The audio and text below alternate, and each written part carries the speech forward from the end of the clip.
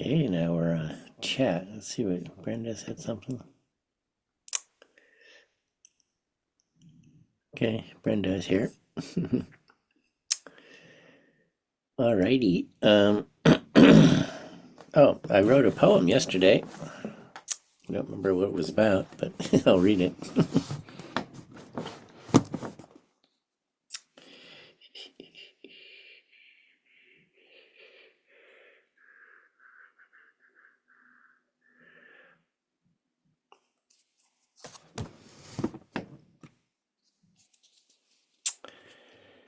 My senses have a small orbit around my body.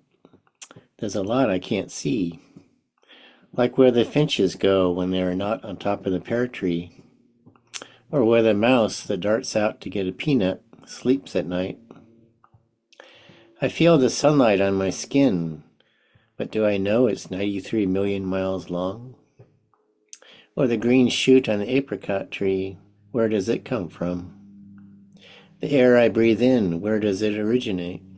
And when I breathe out, where does the breath go?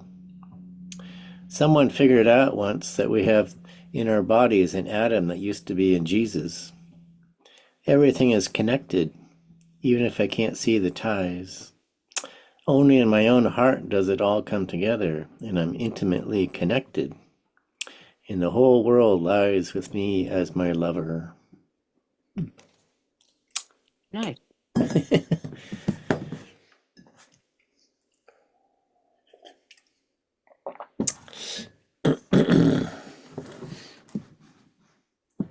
Actually, I stole that line about the beam of sunlight.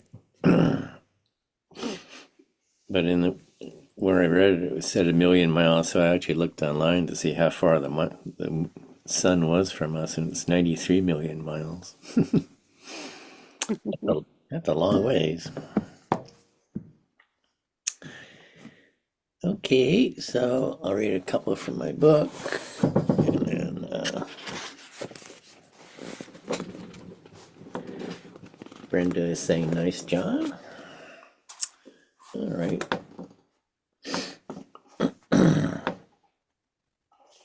This is called Company. The party is really getting going. People are laughing and talking loudly. I'd like to join in, but I'm feeling that familiar sensation of overloaded senses. I escape to the backyard. Lying on a lawn chair, I look up into the soothing blue sky. I come back into the center of myself. Black buzzards are circling high in the sky. There are 7 of them doing random loops, and so high. How can you see the carrion on the ground? Even though I feel peaceful now, I wouldn't mind if someone came out to view this beauty with me. Beyond the fence are dry, grassy hills, the parched earth of a California summer. I re-enter the party and tell people about the 7 buzzards. They look at me oddly. They are enjoying the sweet green joys of gushing conversation. I wish I felt comfortable staying, but the arid hills call me. I drive home the long way, away from the busy freeways. The grassy hills are spotted with solitary oaks. I stop by one of them, its strong arms supported by deep roots. For 7 or 8 months of the year, they receive no rain. A blue jay lands on a branch. I am reminded of my soul. Often it is in places like this that I remember. Like Moses or Jesus in the wilderness, I feel my deep roots in the earth and my spirit in the blue sky. They are the only company I could ever wish for.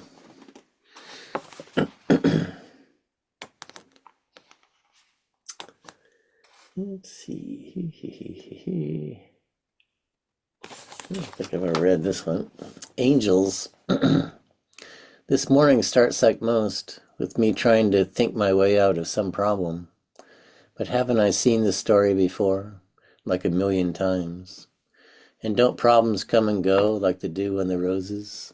The sun takes care of them. I go outside and watch the flies feasting on the fallen pears. I breathe in the fragrance of the roses. My thoughts are lighter now. They follow the morning glory that has snaked across the patio and climbed up to my kitchen window. It wants desperately to tell me the angels do speak to me. I love that. Yeah, I like it more than I thought I did. Hmm. Yeah, I don't know. Oh, here's a short one. I don't think I've ever read this one either. Saturn. I complained to my friend that I don't feel very inspired. She says, "Of course you don't. Saturn is squaring your Mercury." Oh, then I'll be a serious boy.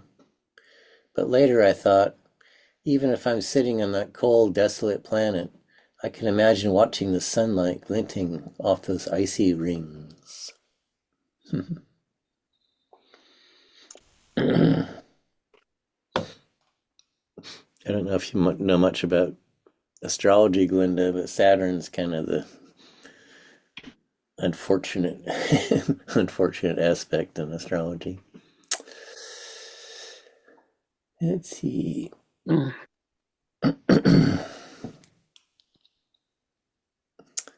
St. Francis.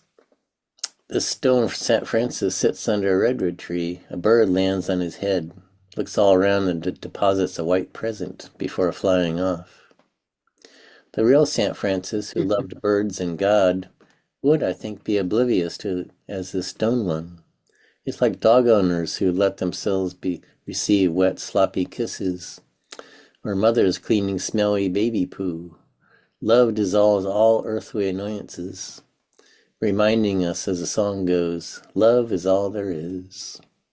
Mm. That one. Yeah, maybe that's enough of my poetry. You sent me a very nice one, Glenda. Let's read that.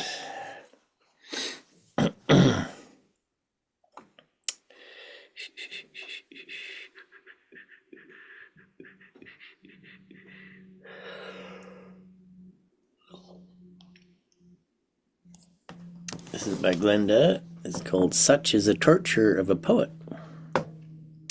I wake to a verse I must write ere it's lost. I read. Is it I read or read? I read for the words, yet drown in the story. I am a sojourner, a wandering soul, trapped in the verses that nudge in the quiet. I travel the rock-strewn path of my mind. I search for the words as they call out my name.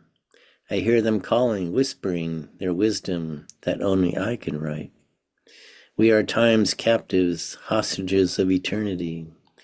I close my eyes, but the phrases still linger, etched in the back of my thoughts as they grow, tumbling forth from my pen as I dream of scudding clouds and dancing trees.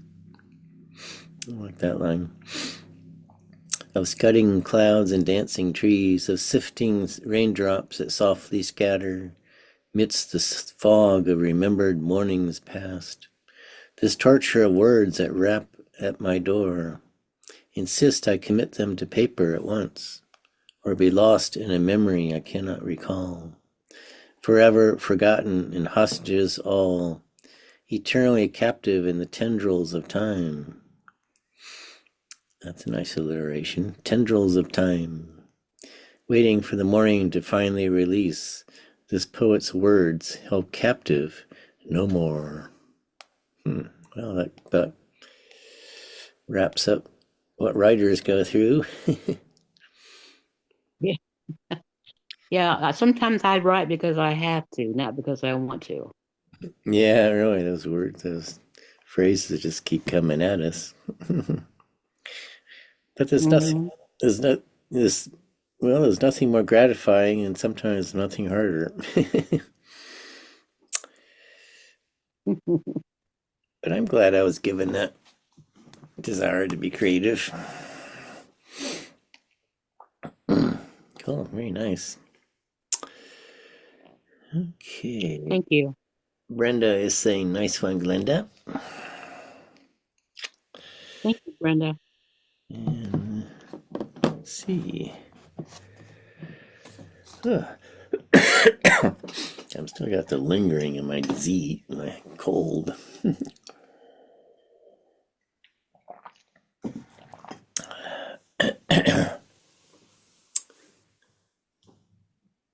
Hmm. Well, it's already getting dark out here. I guess winter is coming. Boo hoo.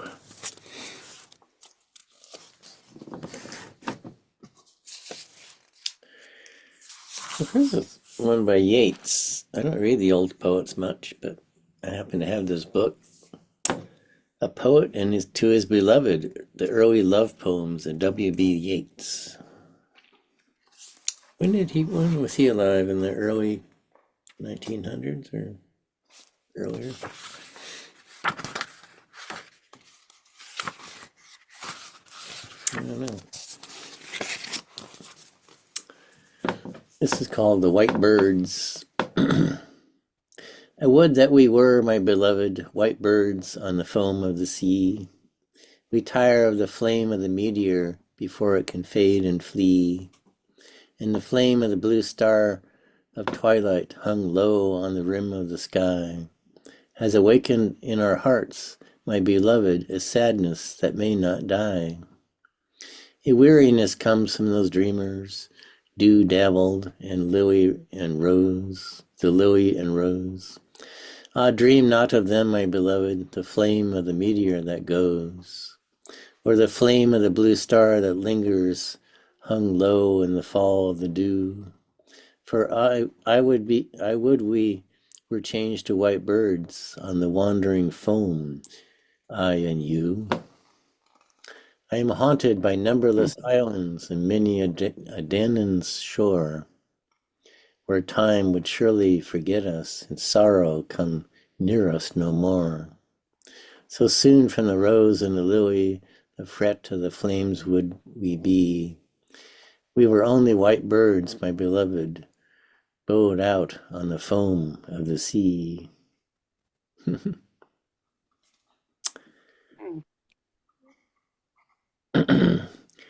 That rhyming sure does create a nice cadence when you're speaking. Yeah, that's how I learned to write poetry, rhyming. Yeah, I didn't, I actually, my first kind of poetry class was when I was in junior high, not junior high, but junior college. And we mostly read the newer poets. So I'm not very versed in the older poets, but it's pretty to read it. In fact, I have another old one here. What have I got? Something. Oh, here it is.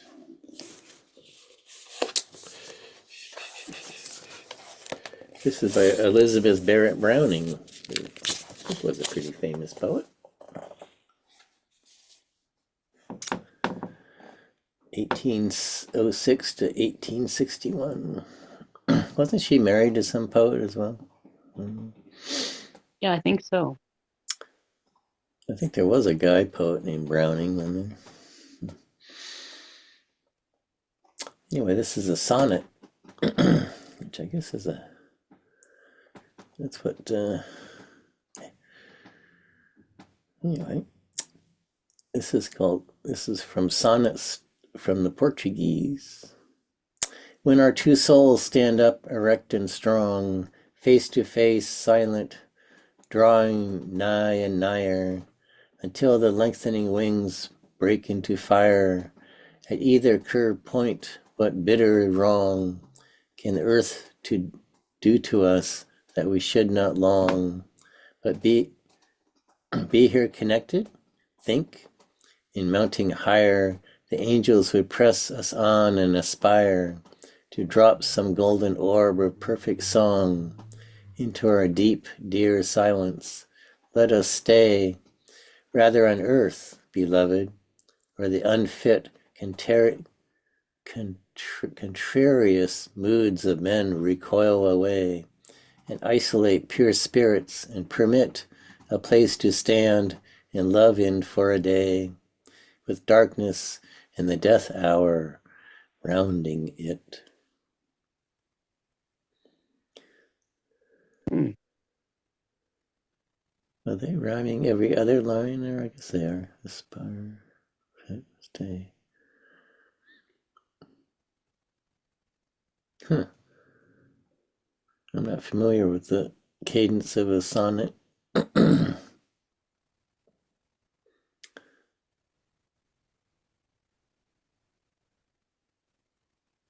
It starts out rhyming the first and fourth and the second and third.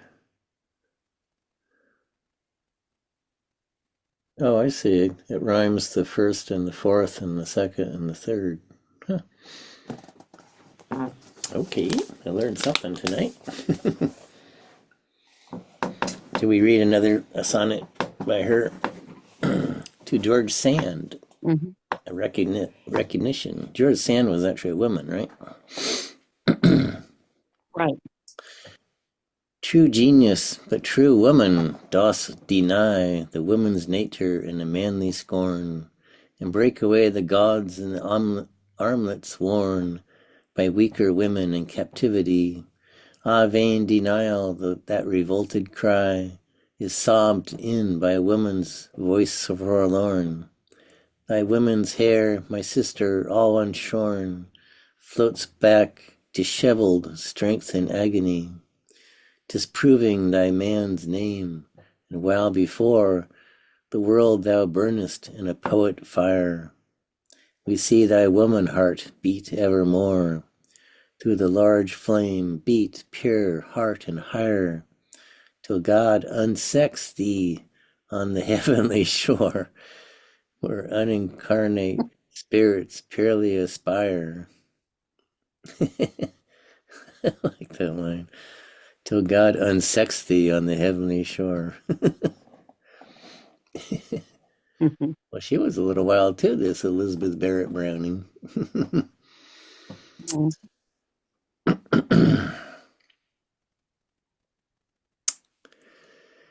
Let's see.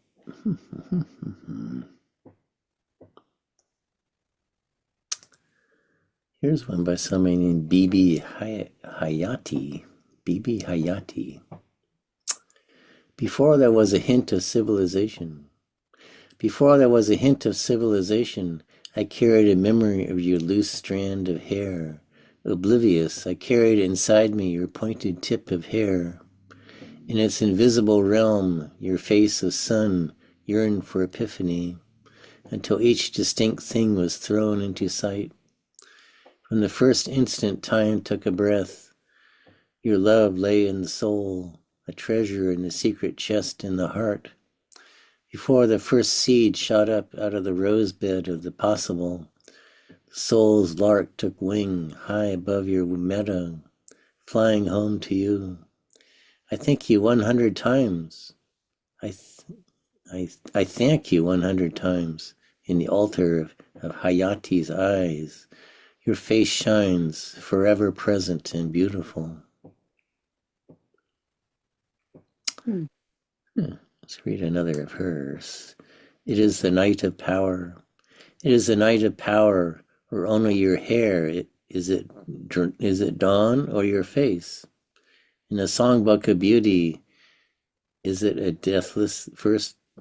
Is it a deathless first line, or only a fragment copied from your inky eyebrow?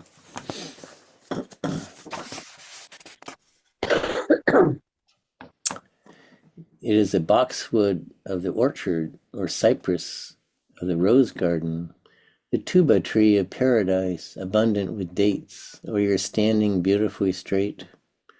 It is musk of a Chinese deer, or scent of delicate rosewater, the rose breathing in the wind, or your perfume. Is it scorching, lightning, or light from fire on Sinai mountain? My hot sigh, or your inner radiance? Is it Mongolian musk or pure ambergris? Is it your hyacinth curls or your braids? Is it a glass of red wine at dawn, or white magic, your drunken Narcissus eye, or your spell? Is it the Garden of Eden, or heaven on earth, a mosque of the masters of heart, or a back alley? Everyone faces a mosque of adobe and mud. When they pray, the mosque of Hayati's soul turns to your face. Well, that's one of the most sensuous poems I ever read. Yeah, beautiful. Yeah. I'm assuming this Bibi Hayati is a woman. She's talking about another woman. She must be.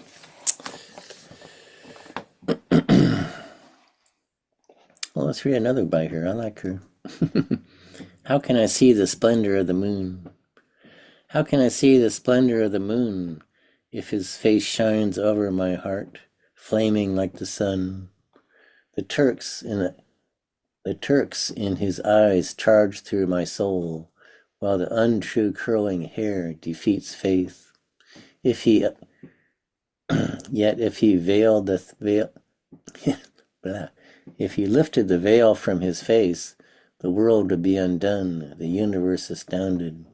He walks through the garden with grace erect.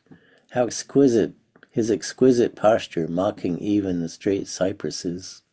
He charges, riding his Gnostic horse, into the holy space of divinity, the sacred sphere. Tonight the sake, with his red-stained ruby lips, pours wine for the luxury of every drunk and sates every reveler's taste. As Hayati has drunk his ecstasy, her soul now satisfied by the wine of his pure heart, how can she drink any other nectar? Oh,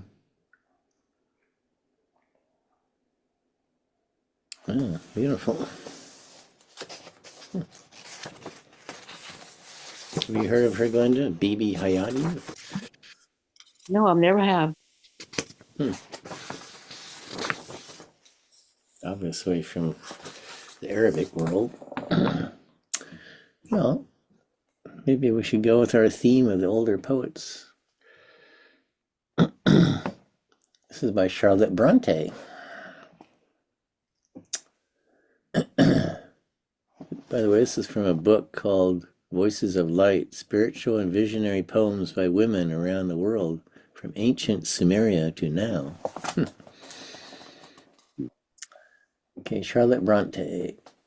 Speak of the North. Speak of the North, a lonely moor, silent and dark, and trackless swells. The waves of some wild streamlet pour hurriedly through its ferny dells. Profoundly still the twilight air, lifeless the landscape, so we deem, till like a phantom gliding near, a stag bends down to drink the stream, and far away a mountain zone, a cold, white waste of drifts lies, and one star, large and soft and lone, silently lights the unclouded skies. Hmm. Well, okay, we'll continue with the famous older poets. This is Emily Dickenson. I dwell in possibility. I think these are different poems. Okay. She only wrote short poems, didn't she?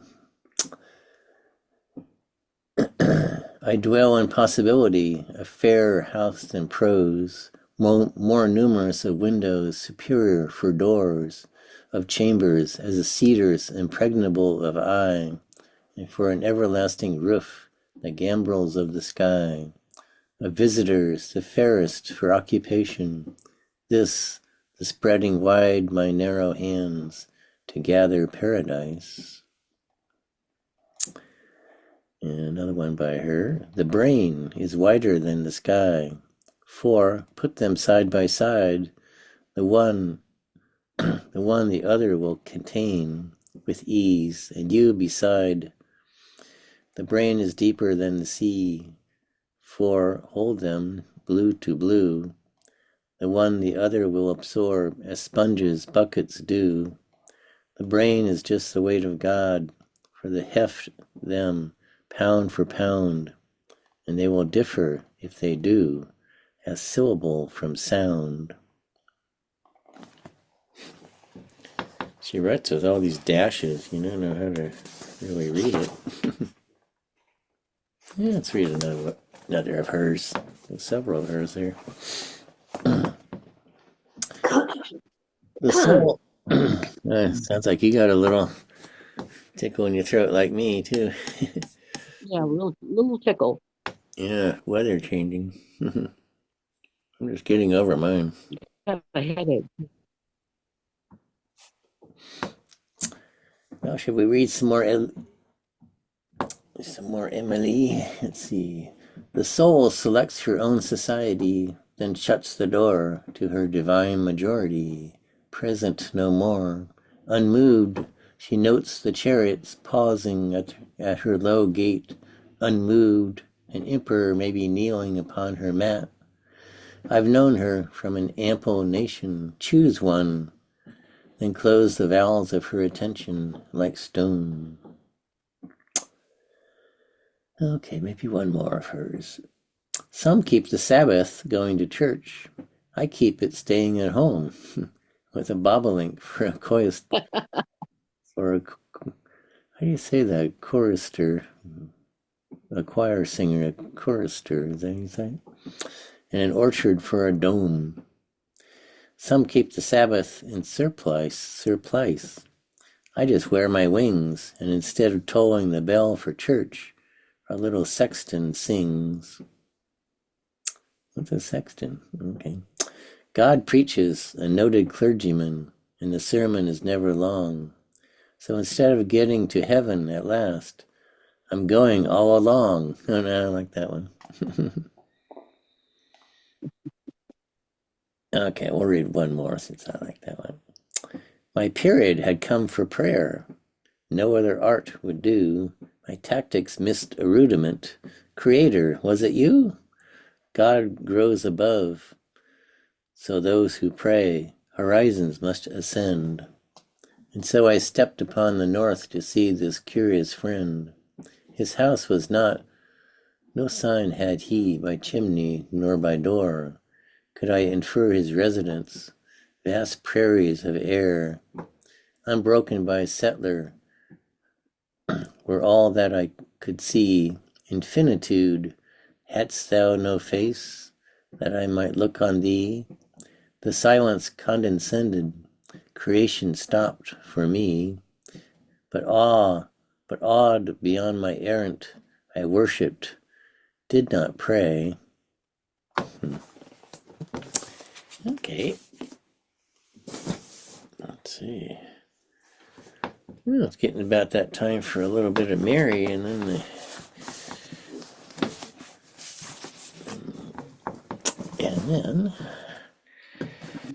ending. Let's see. This is called Red. All the while I was teaching in the state of Virginia, I wanted to see a gray fox. Finally, I found him. He was in the highway. He was singing his death song. I picked him up and carried him into a field where the cars kept coming. He showed me how he could ripple, how he could bleed. Goodbye, I said, to the light of his eye as the cars went by. 2 mornings later, I found the other. She was in the highway. She was singing her death song. I picked her up and carried her into the field where she rippled half of her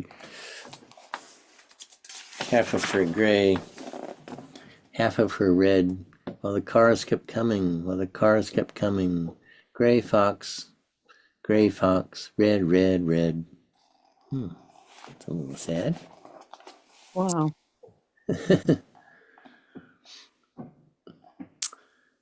Night in the river.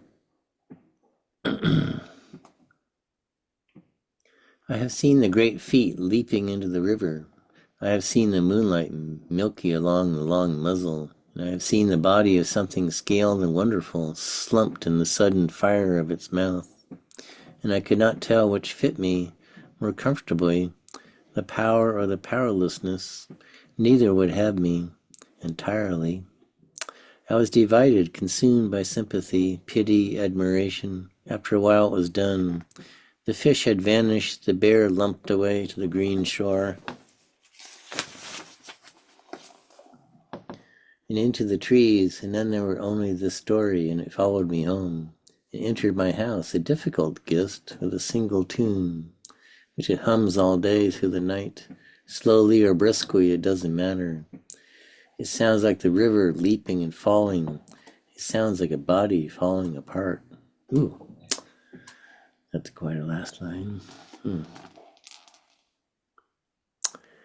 Well, I guess I'm running out of time. One more by Mary, and then we'll call it an evening. Self-portrait. I wish I was 20 and in love with life and still full of beans. Onward, old legs. There are the long, pale dunes on the other side. The roses are blooming and finding their labor no adversity to the spirit. Upward, old legs. Here are the roses, and there is and there is the sea shining like a song, like a body I want to touch. Though I'm not 20, it won't be again, but 70, and still in love with life, and still full of beans. That's a good one. And done. May we all be still full of beans.